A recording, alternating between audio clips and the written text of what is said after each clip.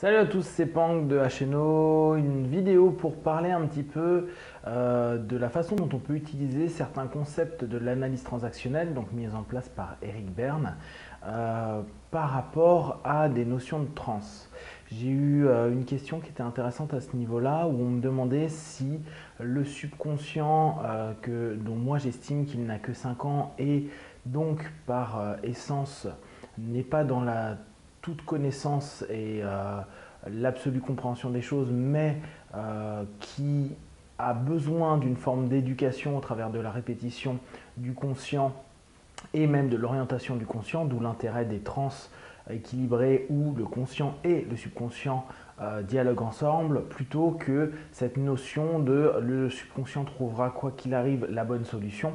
Si c'était à mes yeux le cas, nous ne serions pas malades et il trouverait à chaque fois un état homéostasique positif et non pas un état d'équilibre précaire à l'intérieur de nous.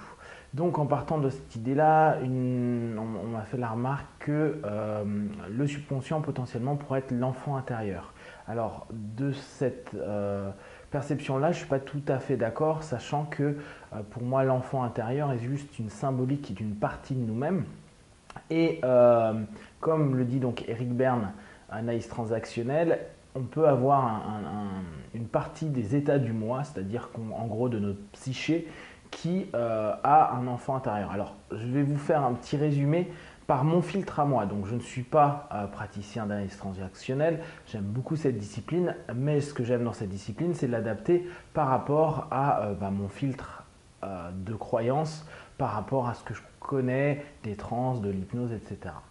Donc, si vous avez envie d'informations intéressantes à ce niveau-là, vous avez un super bouquin qui est le manuel d'analyse transactionnelle, je crois qu'il s'appelle comme ça.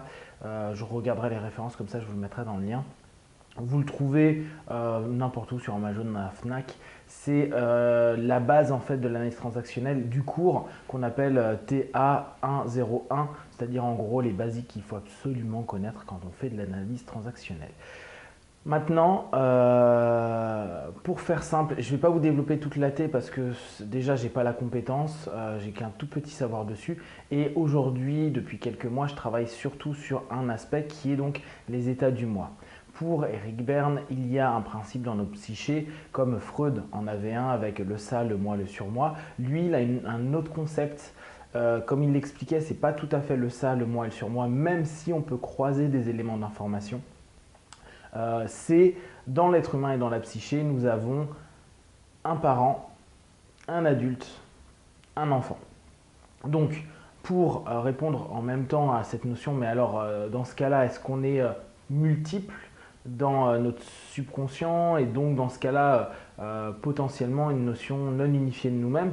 Non, on a des états, c'est-à-dire des trans à mes yeux, hein, des trans qui se mettent en place automatiquement en fonction de situations, en gros de stimulus qui vont éveiller en nous une transe automatisée de réponse afin, à un moment donné, de survivre au mieux à l'ensemble du processus qui se passe dans le système dans lequel on évolue.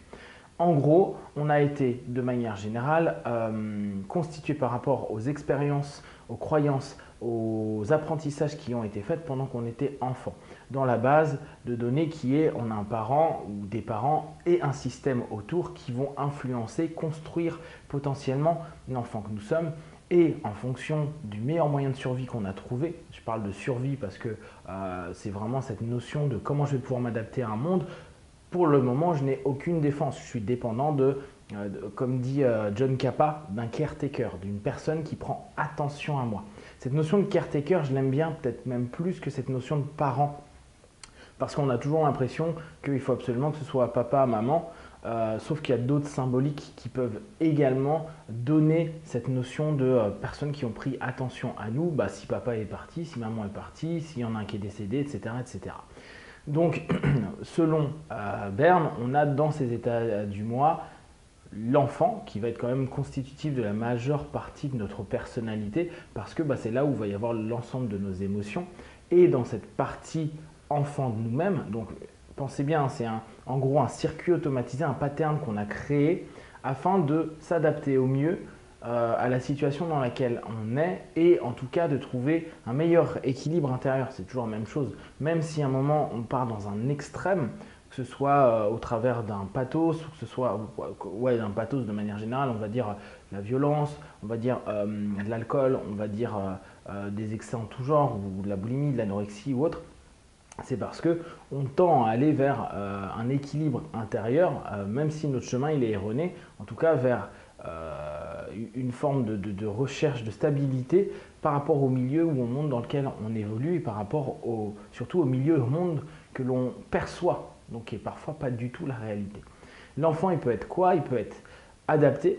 Donc l'enfant adapté, on va un petit peu en voir, et il peut être libre. Donc dans l'enfant adapté, il y a un truc intéressant, c'est que l'enfant adapté, il peut être adapté, c'est-à-dire l'enfant lui dit tu fais ça, il fait ça. Il faut que tu sois comme ça dans la vie. Surtout, il faut que, souvent les personnes qui vont nous parler de il faut que je fasse ça, j'ai pas le choix, c'est comme ça la vie. Donc en gros, adapter un message et dire bon bah voilà, j'y obéis parce que de toute façon, on m'a inculqué ça et que ça a été la meilleure manière pour moi de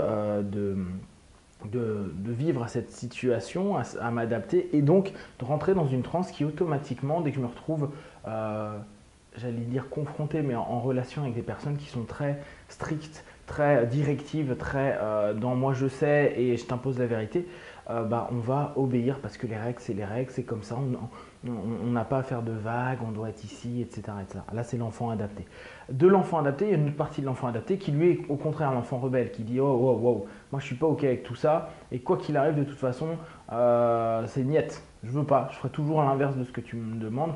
En gros, je t'emmerde, fuck la société quoi. Donc à partir de là, ça va être beaucoup de personnes qui vont être constamment en rébellion par rapport à tout, en désaccord avec tout. Là, je schématise, je généralise, hein, c'est beaucoup plus complexe, mais là c'est pour vous faire très simple.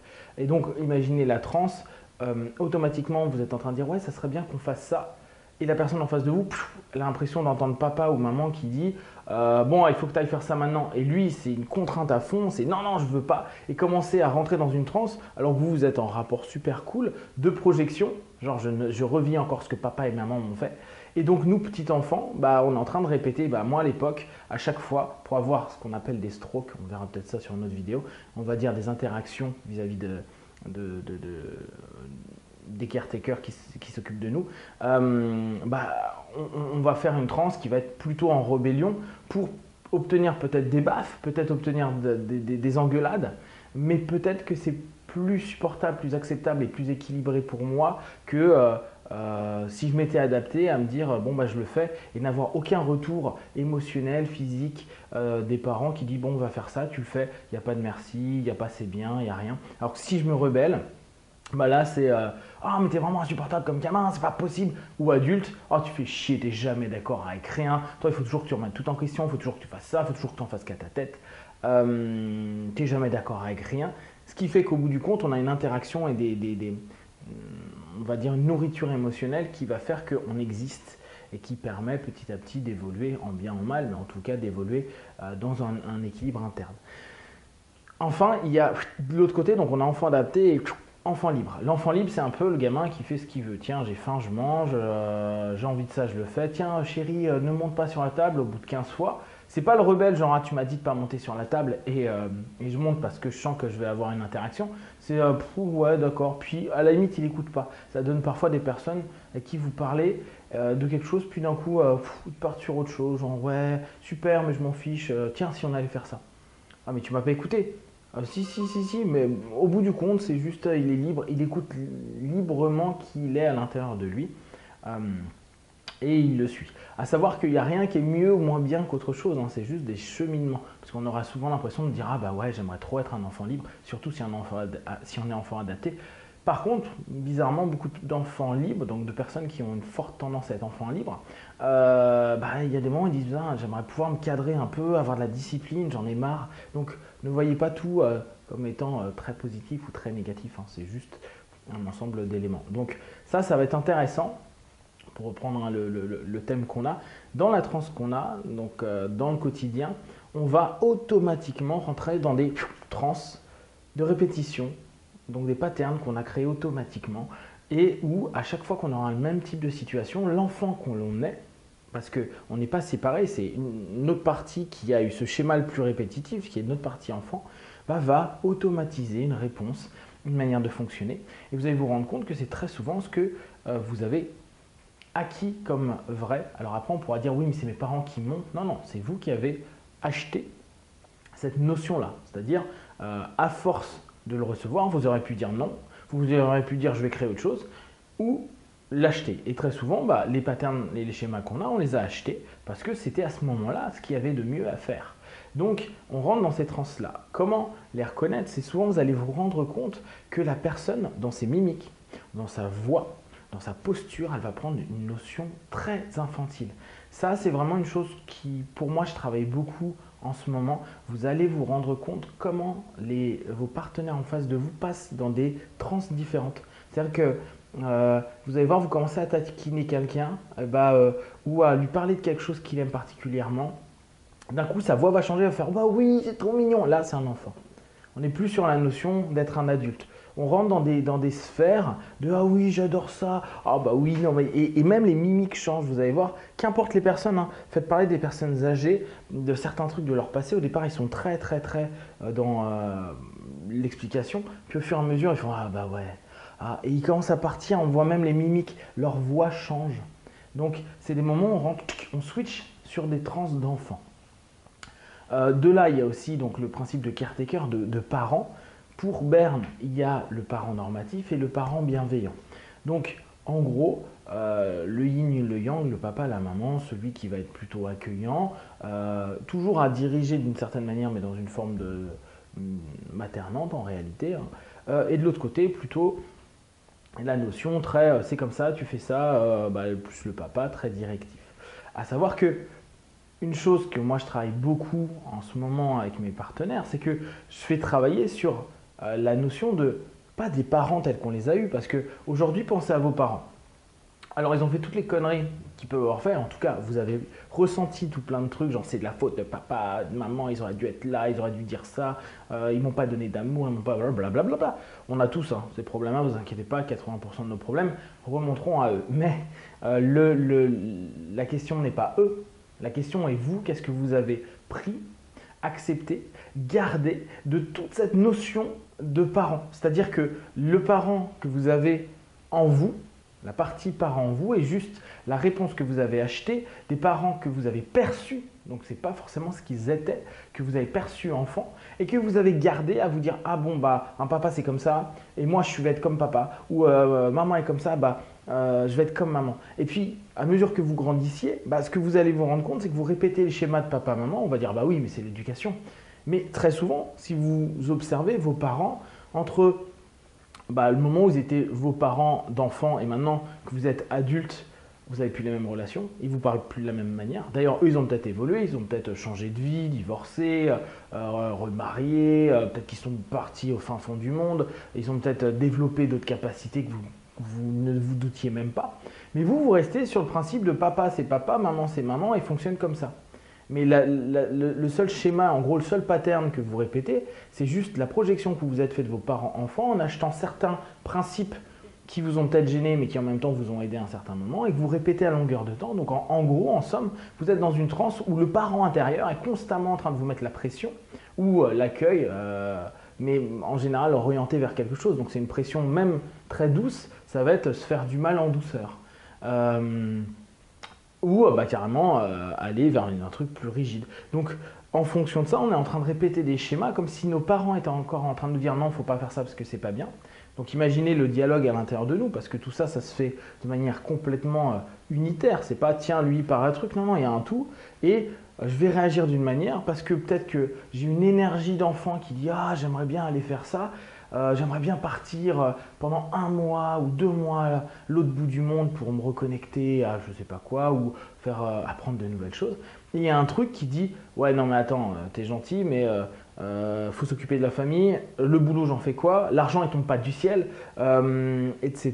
Et là d'un coup, il va y avoir une espèce de tension, de stress à l'intérieur de nous qui va faire j'aimerais mais je peux pas. Et observer le nombre de fois où ça arrive. Et quand on commence à observer, vous vous rendez compte que les codes qui vont être un peu normatifs, hein, qui vont être un petit peu, on va dire, oui, les programmes et les codes de base sont très parentaux. Et à partir de là, vous allez répéter simplement un schéma que papa, maman vous a dit. Ah bah non, bah dans la vie, on ne gagne pas de l'argent comme ça. L'argent ne tombe pas du ciel. Tu crois quoi? Que tout est facile, que blablabla.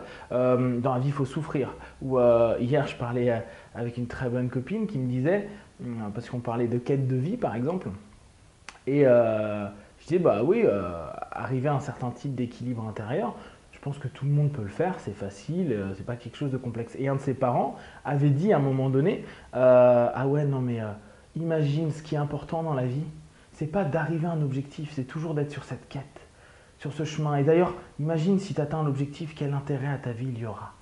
Donc, elle répète un schéma en se disant, bah oui, bah c'est normal, le circuit automatique, quand elle se dit, bon, bah moi je m'en fous, je sais que je peux arriver à quelque chose où je vais être bien avec moi, elle a toujours ce truc-là de si je suis bien avec moi, ça veut dire que je suis arrivé à la fin de ma quête. Donc en fait, il n'y a plus rien d'intéressant dans ma vie et je vais me morfondre dans du mal-être. Donc autant ne jamais l'atteindre, donc ne jamais être en équilibre. Donc c'est super difficile d'atteindre une quête de bonheur, de bien-être, etc. Donc imaginez tous les schémas qu'on se met inconsciemment, qu'on a achetés.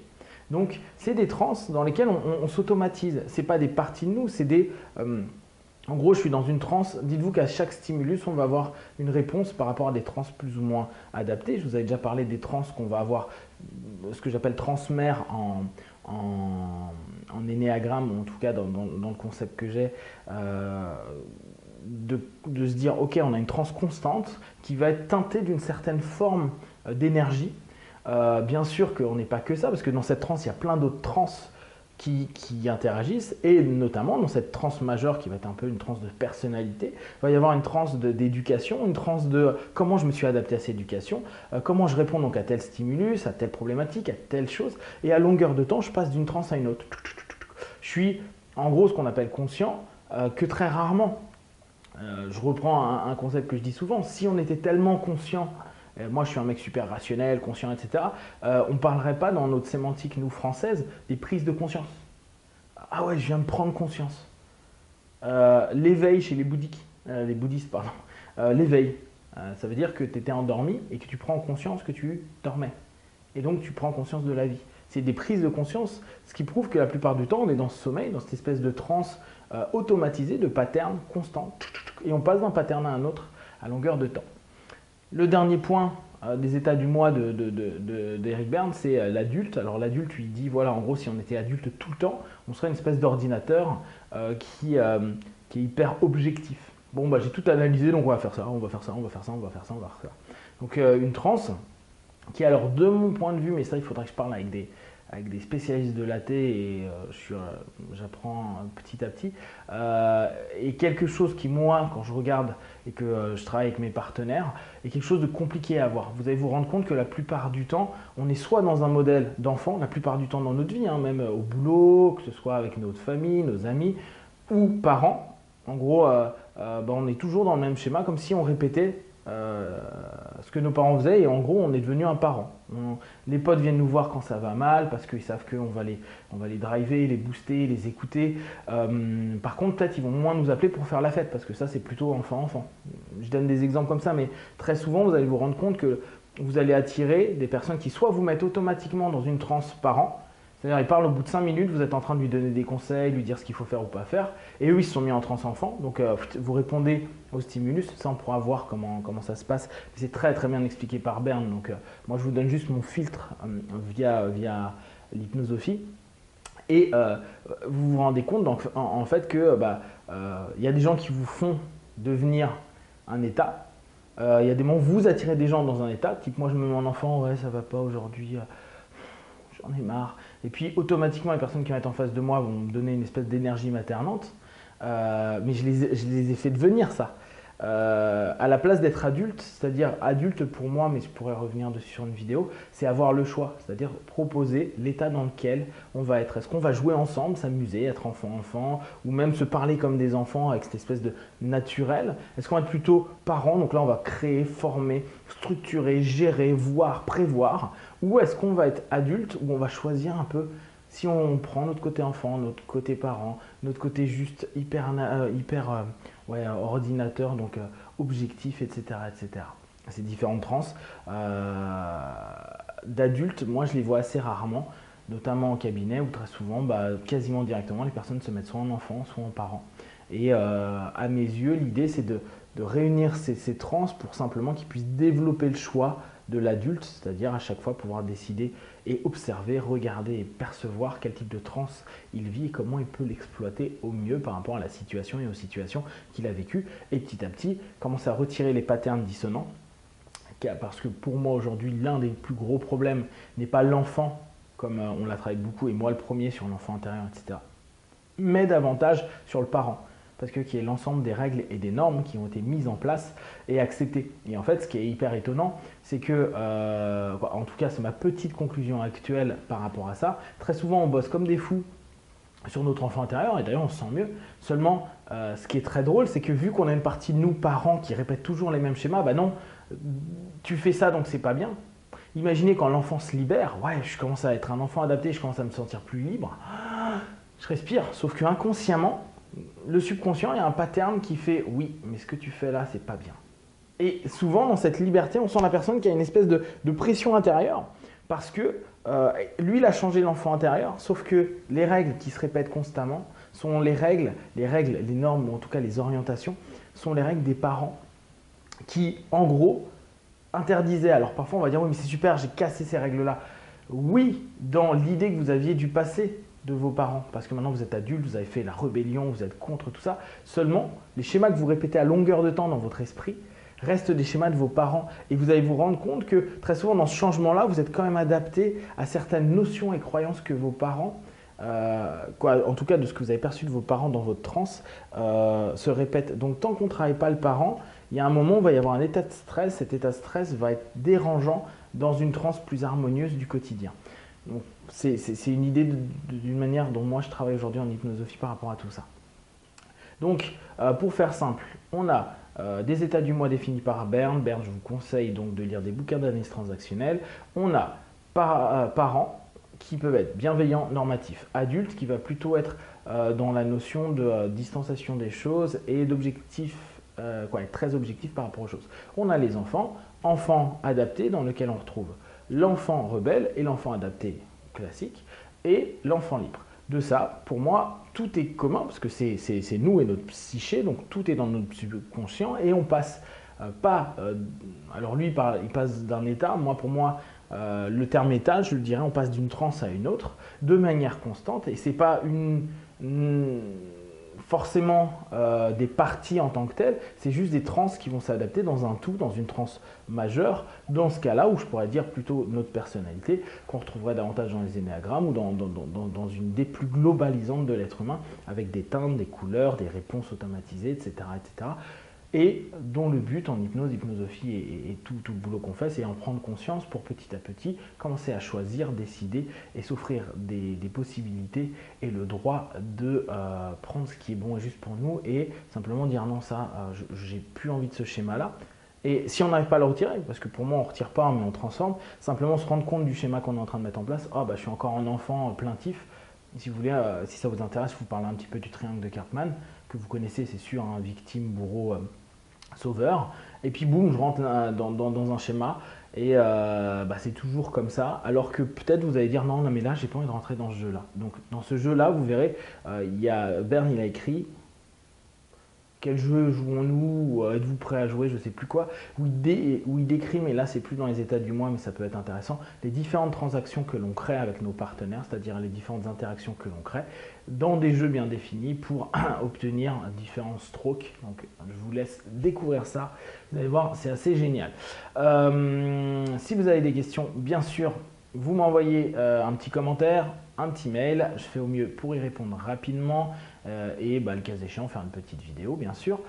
Si ça vous plaît, que ça vous parle, partagez, l'intérêt étant que plus il y a de retours et plus je peux orienter mes vidéos et faire en sorte que ça vous aide dans votre pratique et d'hypnose et de thérapie ou même dans la découverte que vous faites de tout ce monde assez génial. Voilà, je vous remercie pour tout, prenez soin de vous, Be One, à très bientôt.